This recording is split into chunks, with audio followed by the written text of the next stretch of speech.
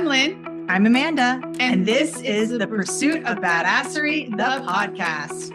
We're cutting through the fluff and cracking open what it really takes to build a business and life that you actually want. No gurus, no gatekeeping, just real talk, big action, and the badass energy you need to scale and slay. Some episodes, it's just us. And sometimes we bring on powerful guests with stories that'll hit home. Either way, this is not about playing small. It's about going all in. Let's get after it. Hey there, I'm Lynn. And I'm Amanda. Welcome to The Pursuit of Badassery, the podcast. We are talking today about saying yes and then figuring it out later. It is a brilliant, brilliant strategy that so many entrepreneurs underutilize, in my opinion. Yes, I agree. And there's a couple of angles that we're going to take with this. I have to start with, I'll never forget, and actually we both know her, Sharon. Sharon was my marketing person way back in the day when I first started consulting. Man, if I would have listened to her, Sharon, if you're listening, if I would have listened to you and actually did some of the things. Anyway, that's neither here nor there. But she was a big advocate of getting people to say yes and then building it afterwards. For example, getting people to buy a course and then doing the course after, getting people to say yes to an event and then figuring the event out after. And it was quite brilliant. We've actually heard a lot of our mentors talk about this as well, of just do the work, put the people in the seats. And then the easy part is your craft, your technical part. The hard part is actually the sales. I know I'm starting with that side versus the other side of saying yes and figuring out, but I think it's really relevant, especially in today's kind of market. I love it. I will never go back from this plan. There are so many times where I want to implement a new program or a course or an offering or whatever. Maybe there's naysayers, even if that naysayer is in my head, but ultimately it's not worth your time and energy, particularly as an entrepreneur who does multiple businesses. You have a lot of things to do. So if it's not going to make money, then I don't want to waste time on it. Even if it's an idea that I like, I would much rather poll the audience, see who buys it, and then make it than spend months, weeks, years perfecting some whatever that nobody ends up buying. Actually, I have a couple of different clients I've coached around this. They have this track record. Oh, I need to build the course. You need to record all these videos and do all these things. And I have to have all this preparation. The problem they're really going to have is that they can't sell the course, not that they had a problem making all the videos on time. So they're creating work for problems that don't actually exist yet. Because oh, well, what if I have so many people and I can't do this? And you don't have any people yet. You haven't even finished it. You haven't even marketed it. You haven't talked about it yet. So I absolutely believe that. I know it's a bit of if you build it, they will come. But this is more like if you sell it, then you build it and then they'll come. So that's a way better strategy than spending all your money building something. Yeah. You're already there. I will never go back from this method. No. And there is a dark side to this, and I want to get to that in a second. What I love about this, and we've seen this so many times, that people get so fixated on the end product. Again, you're the technician, right? So this should be something that is in your vein. It should be I won't say easy for you to do, but that it's part of your craft. And most people lack in the sales, the marketing, the conversion part, the prospecting and bringing people in. And so I think it's really important because, like you said, people can get stuck in the production and then they get this overinflated idea because they're putting in all this work, or the perfectionism kicks in and it kind of turns them off of actually going out there and selling it, because then more of the fear of failure, the fear of success can creep in because you already have it created. And again, I know we're talking about new things, but that's the whole thing of saying yes and then figuring it out, right? In this particular circumstance. And this is a lot of things. It's not just in a course creation or something like that. Yeah. I mean, this is that whole concept of you jump off the cliff and then you grow rings on the way down kind of thing. That's a very entrepreneurial thing in general. Yeah. But it's I'll figure it out. I'll take the risk. If I don't take the risk, venture nothing gained, the risk reward, that's all part of it. I mean, don't be stupid, because that does have the dark side of this chronic overcommitment and quality slippage and burnout that happens when you are creating all these. And lack of buy-in. because you're Yes. not committed to that particular, because you haven't booked the hotel room, you haven't made the space. This could even be, you can take this podcast, and for those of you that are yes people and always offering your services, helping someone, saying yes to help someone, and then figuring it out. Like maybe, like Amanda said, you're overcommitting, but you don't always have to know the how. You just have to start the ball rolling. Period. You can figure it out. You can figure it out. The clarity, momentum can create clarity. Absolutely, because if the ball's never rolling, you're obviously never going anywhere. Like, I would rather have the ball go up and down a bunch of times than have it just sitting in a box in my closet. I mean, you've got to know that when you take these kind of risks as an entrepreneur, as a person, depending on how you live your life, there are going to be downsides. There are going to be things that don't work out the way you want, and there's going to be negatives to it. And there's always a dark side to anything. And it's weighing that risk and weighing your capabilities because, again, as Lynn said, ideally when you're creating these things, it's still within your wheelhouse. It's still within, we call it like the zone of genius. So it's not like you are trying to become a brain surgeon overnight. I hope. I hope you know, chat GPT your way into brain surgery. That would only be you. See In your myself doing that. defense, you grew up in that world. So I would totally be like, I can MacGyver this tracheotomy, no problem. I actually had this like fantasy of doing that. Like one day I'm gonna do a tracheotomy in some good like God. random restaurant. It's like I believe a that. weird fantasy. I do believe that. Totally do it. I love that you said risk, actually, because I think that saying yes and figure it out is a strategic risk. And it does take confidence in yourself, or just like, sure, like blindness and silliness in yourself. And that's okay too. But if you're not sure, but you want to kind of say yes in the moment, ask yourself a few questions. You know, does this stretch me in a good way? Like, is this going to help me grow? Do I trust myself, or do I commit to follow through? That's a big one, because a lot of people say yes and then they don't follow through, or they don't trust themselves to follow through. And is this aligned with my values, with my vision, with who I am as a person? So, not just in business, but if you're saying yes to help somebody else out, right? Or am I just having FOMO because I don't want to miss out on anything? And so that could help you decide if it's a strategic risk, or almost being reckless and leading with just all ego or nothing behind it, no depth, only superficial. Or are you people pleasing? Like, are you just trying to avoid saying no? Yeah. Like, I don't really consider myself a people pleaser, but there are some tendencies that I had that I never wanted to say no because I never wanted to seem like I was incapable of doing something. And so I always wanted to be the go-to person, always wanted to be, and it was a form of people pleasing. And that absolutely can backfire and be a reason as well that you would say yes without calculating and being strategic around it. Because again, as Lynn said, the strategy is what makes the difference between just jumping off a cliff and curse flat versus jumping and soaring. There are very different outcomes there. Are you Yeah. going to glide with gravity or are you just going to let it take you? No, there is two more questions that I would ask. And we talk a lot about this. Is it just creating a bunch of noise and a bunch of like, just like work? Or is it actually creating momentum and movement forward, or motion forward? And one thing, and this might be a little bit more kind of the woo woo side, but would your future self thank you for saying yes at this time? We love our analogies, we love our quotes, and the best time to plant a tree was yesterday. The next best time is today. And so sometimes that is saying yes without knowing the future, and you figure it out as you go. And I think that that's the beauty of entrepreneurship, actually, is that we are leapers. We did take that leap. We said yes.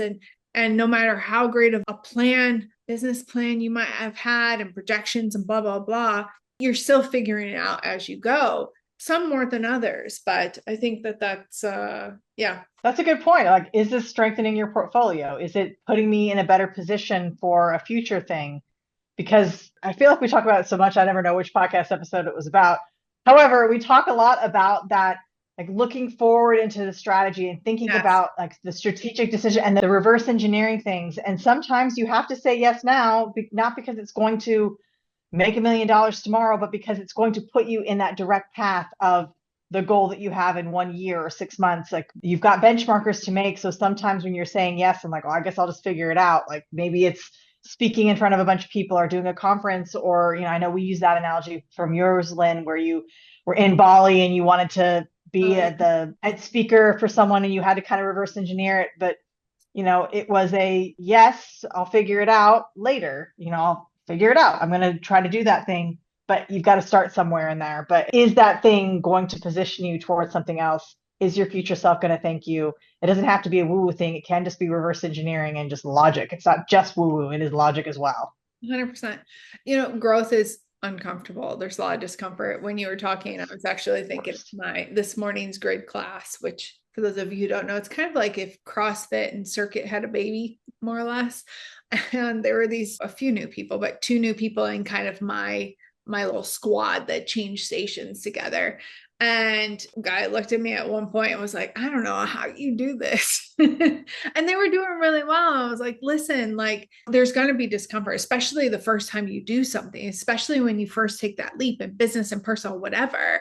There's going to be some growing pains. But the beauty is when you start to see those results, when you come out with the follow through, when you have that other side. And I think that, and again, I think it's because we love entrepreneurship so much that this one like feels yummy to us, and saying yes and then figuring it out is that you said it earlier, you don't know what you don't know. And there's always like there's growth that can be had if you stay in the comfort of your own little bubble and you don't say yes to things, and you're not going to grow. You're not going to evolve. Yeah, you're kind of going to stay where you're at. Absolutely. And some of the best, and so I won't sugarcoat it, some of the worst things that have ever happened to me have happened from this state of like, yes, and then I'll figure it out. Yeah. It's not always good. The Same. outcome is not always good. I've lost literally millions of dollars. I'm not even exaggerating at all. Millions of dollars were lost by jumping in the wrong direction and just poor decision making. But also, to this other side, some really, really amazing things have happened because I said yes and just figured it out. A lot of things. And some of them, I could chalk it up to being 19 and really dumb, but now I don't have that excuse anymore. And that's just lifing sometimes. But nothing ventured, nothing gained. Yeah. That risk that you take, even to not do a conventional job, is worth that outcome. And if you're strategic about it and you're not just doing it to, give a big middle finger to whoever you're trying to piss off in the world, then it can really turn out really well. And it can be as small as, testing the waters on a digital offering that you want to sell, maybe, like a 7-page PDF that you want to sell, or something big like starting an entire new venture. It can come in many different shapes and forms. It's not always going to be a life or death situation. Lynn and I use this all the time. I feel like this is how I live my life sometimes. It's like, yeah, say yes and then figure it out. If you want it, you're going to figure it out. If you don't want it, then you shouldn't be doing it. And that's kind of like a gut check as well. If you have this like, I don't really want to do it, then you probably shouldn't do it. But if you want to do it and you don't quite know how, then F it, do it anyway. Figure it out. There's going to be a way. If you really want it, you'll figure it out. Be a pioneer. I'm cracking up because we are very much like that, hence our lifestyles, right? And a lot of people have a hard time I with, just had this conversation about that. Yeah. we won't go too deep into that. And again, I want to remind everybody, we are not saying yes to everything. We don't want you to say yes to everything. We want you to be smart about it. And I think we kind of mentioned this earlier, but I want to make sure that this is understood, is that you don't need to know everything before you say yes, before you decide. And we see this a lot, that people hesitate and making decisions or saying yes to something because they have to know more, because it has to be perfect. No, sometimes you don't need to know much. You just listen to your gut and you're like, this is it. Let's do it. And then you figure it out. You get people around you that can help you figure out whatever, but that's where the real growth happens. That's where the real magic happens, in my opinion. If you go into it with the right intentions and the actions to follow through, you can learn and evolve so much. It's incredible. Yeah, and so quickly. I know this sort of statement has been on my mind a lot because, yes, some of the choices I've made, even in the last 7 days, fall into this category. I've got family members who will just shake their heads like, how do you do this? Like, I would never do that. I would never even think that that would be an option. Even from a perspective of business partners, people that you work with, getting to the point where they have analysis paralysis because they have to know every little angle and they have to look at the future of every little possible thing that could possibly go wrong. Things are going to go wrong, and you're going to have a much better time in life and in business if you don't try to fix the problems that aren't there yet. Yeah. You can't anticipate every problem, so why waste your time and energy on something that could be a lucrative adventure on just the what ifs, the coulds, maybe that could happen. It's exhausting for me thinking about it. Like, why would you waste your time on these non-existent problems? Yeah. You can figure it out. Just do it and figure it out. But the action and follow through are super important. Don't just say yes for the fuck of it. Just, yeah, you have to have it. So we want to know, before we sign off, where are you hesitating on that yes? Or where have you hesitated on that yes that could change everything or could have changed everything? If you don't have anything right in front of you or you can't think of something in front of you, where in the past did you hesitate on saying that yes and it could have changed everything? And we don't want you to get into the shoulda, coulda, wouldas, but yeah, we want you to kind of think about that. The second part of that question is, if you just trusted yourself more than your plan, what could happen? Pick yourself over your plan. We hope that you got something out of this podcast. I feel like we could probably do a training on this. Like, we should probably write a book on this, because the things that you and I do, this would be a there's good so one. many different angles that we could have taken on it. And we really are trying to keep our podcast a little bit more bite-sized and, digestible. Yeah, definitely. But we really this was one that we couldn't pass up. And so maybe keep on the lookout. Let us know if you want more. We can definitely flow on this topic. I mean, what topic can't we? Well, there's many that you haven't heard us talk about, I should say. Maybe you're not ready to hear us talk about some of these things, but I think it's a great thing to don't shit all over yourself. This isn't about the shouldas, so don't shit all over yourself. But take a good look. What are you avoiding? What are you resisting? What's holding you back? What are you not trusting yourself on? There's no better person to trust than yourself. I mean, if you can't trust yourself, what are you doing? Who are you trusting? Sorry for you. You can trust us. You can. We'll tell you what's up. And now, thank you. I don't know why, but I have the Fame song in my mind. Take a look at me. Yeah. Oh, good times. All night now. That's going to be in my head all night. Thanks. You're welcome. Thanks. You did it to me. Anyway, go ahead and hit subscribe. Share this podcast with somebody who you feel needs to really dig and say yes and take that leap and figure out as they go along. We don't want you an analysis by paralysis or hiding in a hole when you really can go out there and shine more. So go ahead and hit subscribe. Share this with your peeps. Until next time. Get after it. Thanks for tuning in, but remember, listening is not doing. Take what you heard today and move. Share the episode, leave us a review, and tag us when you take action. Head over to thepursuitofbadassery.com and see how we're helping entrepreneurs get results without the fluff. Until next time, let's get after it.